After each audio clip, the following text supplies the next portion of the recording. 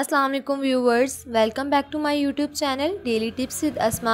आज हम आपको बताएंगे नासिर नाम के बारे में अनोखी और दिलचस्प मालूमात।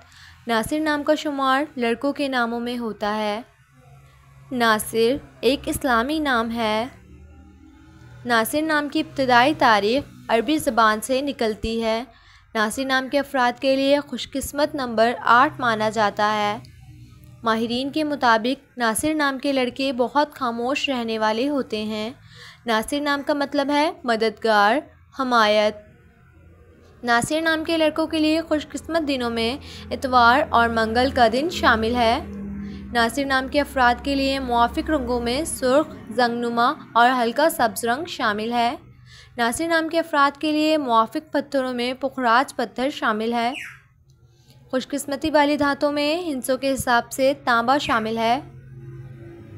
सो फ्रेंड्स, अगर आप अपने नाम का मतलब जानना चाहते हैं तो कमेंट बॉक्स में अपना नाम लिखें।